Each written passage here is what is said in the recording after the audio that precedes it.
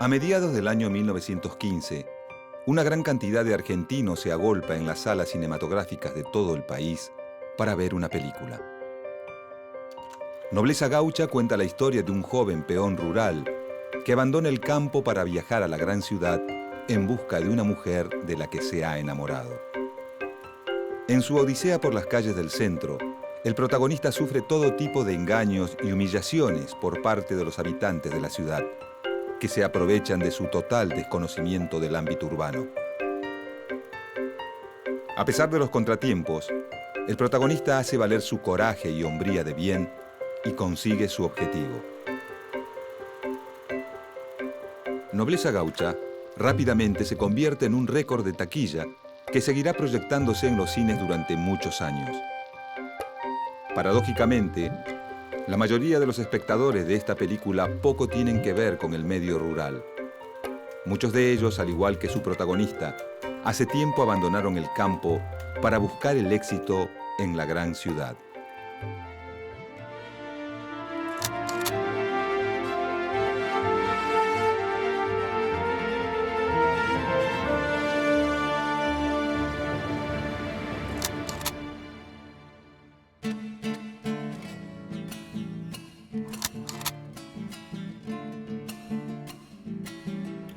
Gracias al impacto migratorio, para principios del siglo XX, la población argentina se cuadriplica y más de la mitad del país vive en aglomeraciones urbanas.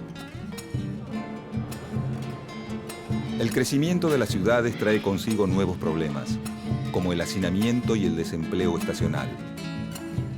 Algunos de los recién llegados, al no poder conseguir un trabajo estable, sobreviven por medio de actividades ilegales. Es en esta época que prolifera un nuevo tipo de delincuente urbano, el lunfardo, nombre con que se conoce a los ladrones, rateros y carteristas que operan en las calles de la ciudad. Por otro lado, el arribo de una gran cantidad de varones jóvenes, en su mayoría solteros, genera el crecimiento de otra actividad clandestina, la prostitución.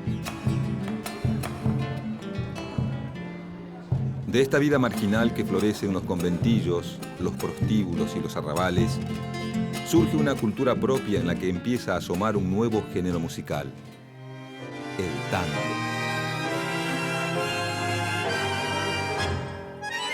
Nacido de la mezcla entre ritmos europeos y africanos con la milonga campera. Pronto estos nuevos fenómenos sociales y culturales que surgen en los márgenes de la ciudad generan una gran inquietud en las autoridades nacionales. Los inmigrantes que, a mediados del siglo XIX, representaban la llegada del progreso, a principios del siglo XX, comienzan a ser vistos como una amenaza por los mismos sectores que habían auspiciado su llegada. Estas sospechas van construyendo un arquetipo negativo sobre algunos inmigrantes, quienes son representados como los únicos responsables de la llegada de ideologías revolucionarias como el anarquismo y el socialismo, a pesar de que muchos de los impulsores de estas ideologías son trabajadores nativos. El mejor ejemplo de cómo los sectores dominantes ven a los nuevos habitantes urbanos y a los obreros politizados como una amenaza potencial son las leyes de residencia y de defensa social, sancionadas en los primeros años del siglo XX, con el fin de reprimir y perseguir a todos los que se aparten del orden político vigente. Mientras el conflicto entre lo criollo y lo extranjero crece, para el año 1910 se respira un clima de fiesta, ya que se celebra el primer centenario de la Revolución de Mayo. Con los festejos del centenario, la dirigencia política de la República Oligárquica celebra el afianzamiento del Estado Nacional, impulsado por la Constitución de 1853 y consolidado por la generación del 80. Este Estado, preocupado por controlar a una población cada vez más heterogénea, comienza a añadir a sus políticas de control y orden social un programa de nacionalización de la educación y la cultura. Dicho programa además de incluir la alfabetización obligatoria en lengua castellana, busca definir una tradición literaria vinculada a la idea de nacionalidad, impulsada por los sectores dominantes. En estos años, varias voces coinciden en designar una obra como fundadora de la literatura argentina: el Martín Fierro. Poema gauchesco escrito por José Hernández, la primera parte del Martín Fierro, publicada en 1872, cuenta la historia de un gaucho desertor de la milicia que, huyendo de la persecución policial, busca refugio entre los indígenas. Mientras que la segunda parte, publicada en 1879, narra su retorno a la sociedad criolla, donde se reencuentra con sus hijos ya adultos. Con esta obra, su autor deja traslucir una denuncia contra la política de reclutamiento practicada por los gobiernos bonaerenses de la época, que buscaban apartar a los criollos de las actividades agropecuarias, favoreciendo el arraigo de inmigrantes europeos. Llegada la década del centenario, varios escritores deciden consagrar al Martín Fierro como obra fundacional de la literatura nacional. En esta época, el poeta Leopoldo Lugones llega a compararlo con la Ilíada y la Odisea, mientras que el escritor Ricardo Rojas afirma que es el equivalente argentino del Cantar del Mío Cid, obra clave del inicio de la literatura en castellano. De esta manera, el gaucho, que en la segunda mitad del siglo XIX era señalado por los sectores intelectuales como símbolo de atraso cultural y barbarie, con la llegada del centenario es visto positivamente como arquetipo de nacionalidad. En el mismo momento en que José Hernández escribe La Vuelta de Martín Fierro, otra obra de inspiración gauchesca comienza a ganar cada vez más popularidad: Juan Moreira. Inspirada en la historia verídica de un bandido rural de la década de 1870, la saga de Juan Moreira es narrada por el escritor Eduardo Gutiérrez, siguiendo el estilo de folletín criollista, un género muy difundido en esa época.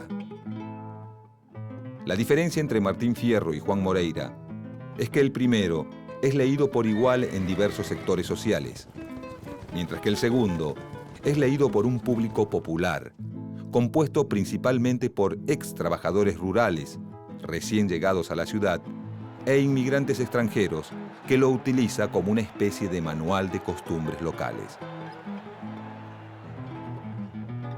Al poco tiempo de su publicación, Juan Moreira se convierte en un fenómeno cultural.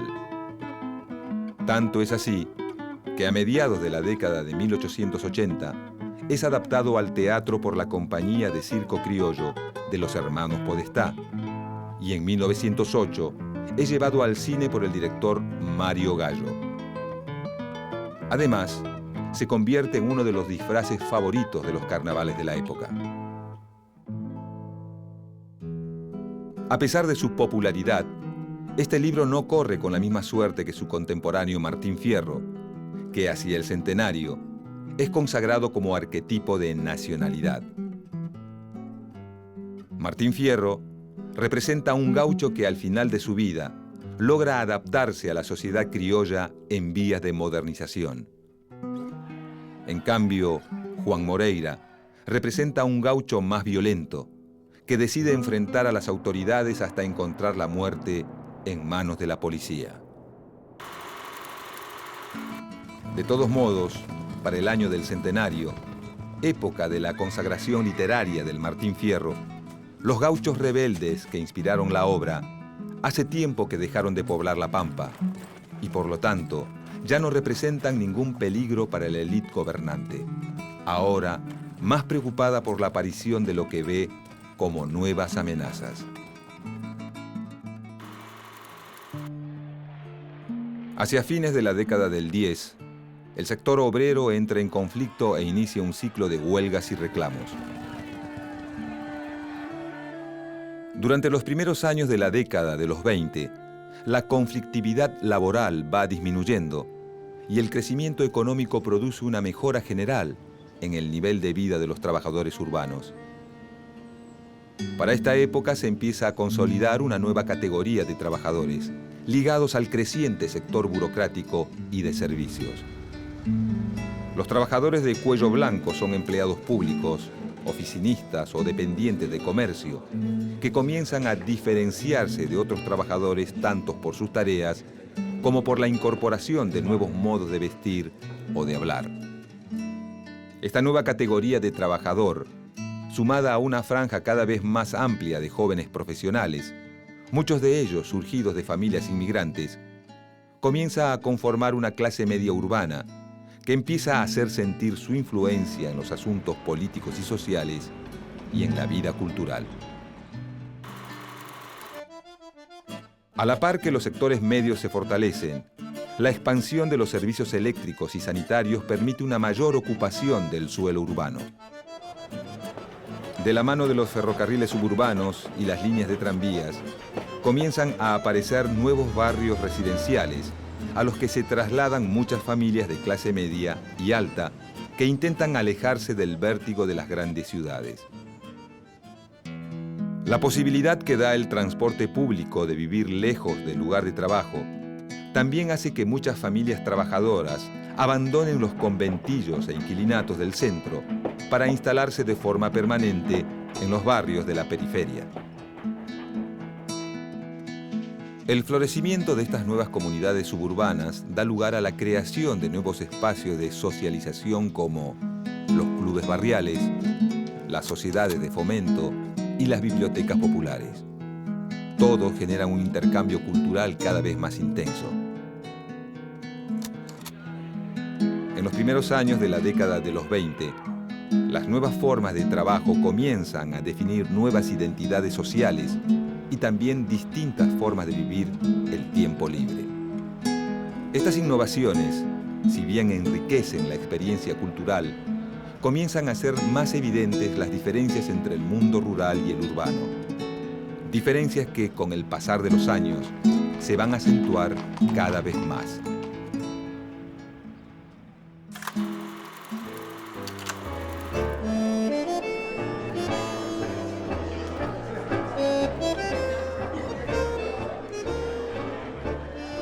Para principios de los años 20, la combinación de crecimiento económico, el surgimiento de la clase media y la expansión de la clase obrera urbana hace que se multiplique y diversifique la producción cultural.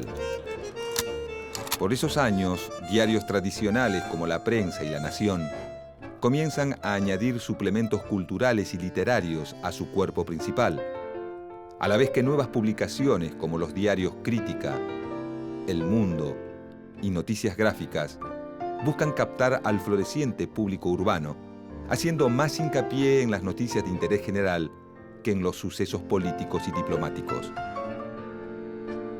La competencia por este nuevo público lector lleva a la aparición de las primeras páginas a color y a la utilización de los titulares catástrofe.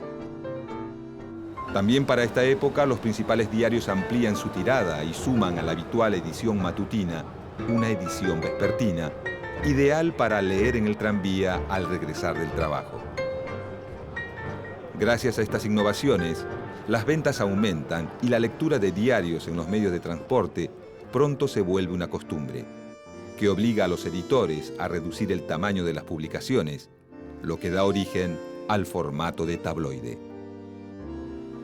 A mediados de la década de los 20, estimulada por el aumento en las ventas, la industria editorial comienza a crear nuevos productos como las publicaciones orientadas a los públicos femenino e infantil, y las ediciones baratas de grandes obras y de manuales técnicos destinados a ampliar los conocimientos del público trabajador.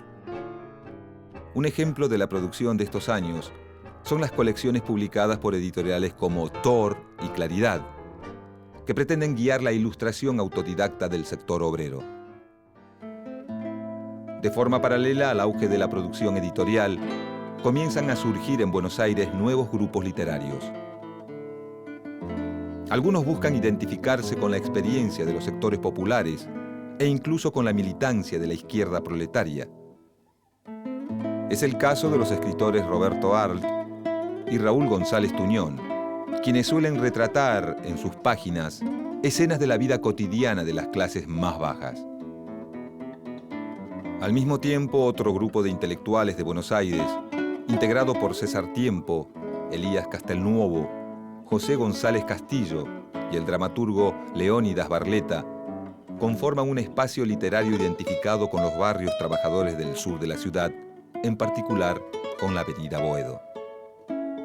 Avenida en la que se encuentran los cafés en los que habitualmente se reúnen, como el Trianón y el bar Aeroplano, y las editoriales más identificadas con el movimiento obrero, como la editorial Claridad de Boedo al 800. Este grupo literario de la calle Boedo busca confrontar estéticamente a otro grupo de escritores, el Grupo Florida, un conjunto de jóvenes poetas y cuentistas influenciados por las vanguardias europeas que suelen reunirse en la confitería Richmond, en la elegante calle Florida, al norte de la ciudad. Entre los integrantes del Grupo Florida se destacan las figuras de Jorge Luis Borges, Oliverio Girondo, Alfonsina Storni y Nora Lange.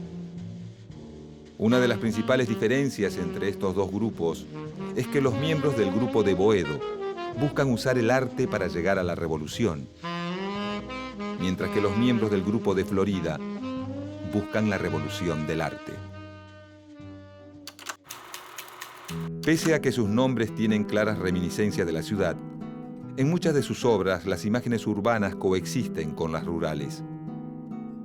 Un ejemplo es la revista Martín Fierro, una de las publicaciones literarias del Grupo Florida, donde si bien sus miembros se alejan de los escritores criollistas y gauchescos, reconocen el lugar de esta obra dentro de la literatura nacional. El mismo Borges, durante sus años en el Grupo Florida, refiere en muchos de sus poemas al arrabal, lugar donde la pampa se junta con la ciudad puerto, y donde los viejos gauchos, herederos de Juan Moreira y Martín Fierro, dan paso a una nueva generación de cuchilleros surgido de los bajos fondos, del mismo lugar donde se impone con cada vez más fuerza la música de tango.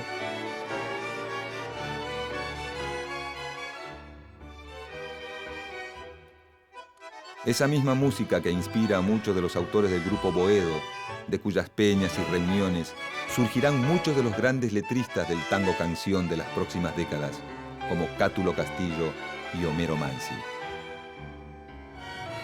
A mediados de los años 20, a la vez que criollos e inmigrantes, ricos y pobres, se dedican a construir una sociedad cada vez más urbana, el viejo ideal de país rural persiste en varias manifestaciones del arte.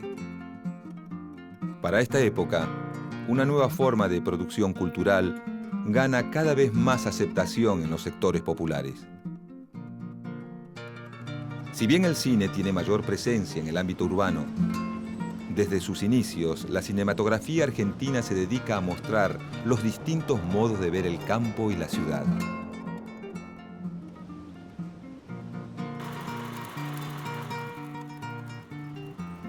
En casi todo el cine criollista de la época, el campo es mostrado como símbolo de virtud en contraposición a la metrópoli, presentada como un lugar de corrupción moral. Esta presencia de imágenes criollistas se prolonga hasta los primeros años del cine sonoro, período en el que coexisten con películas de temática exclusivamente urbana como Tango y Los Tres Berretines, que comienzan a incluir en sus argumentos los nuevos pasatiempos populares como el tango, el fútbol o el cine mismo. Otra novedad que traen consigo los años 20 es la presencia de un mayor número de mujeres en distintos campos del arte y la cultura, como la actuación, el canto y la literatura. A pesar de esta presencia, las mujeres siguen siendo minoría en los ámbitos de producción cultural masiva, además de que en ciertos productos, como el cine costumbrista y los suplementos femeninos de los principales diarios, persiste la costumbre de mostrarlas exclusivamente en su rol de madres y amas de casa. Aún en historias que tienen a mujeres como protagonistas, aquellas que no cuentan con el amparo de un padre, un marido o un hermano, suelen ser presentadas como víctimas fáciles del engaño y la caída en el vicio.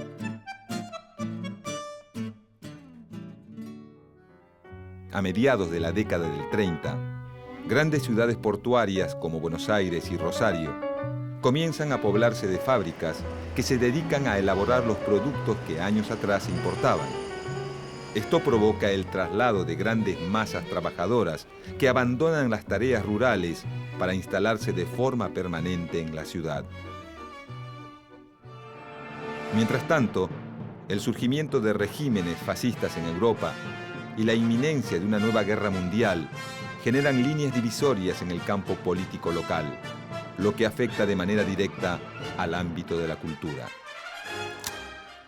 En estos años, Victorio Campo, integrante del grupo Florida, funda la revista Sur, una publicación literaria que, además de difundir la nueva producción local, actúa como caja de resonancia de las novedades intelectuales europeas y norteamericanas.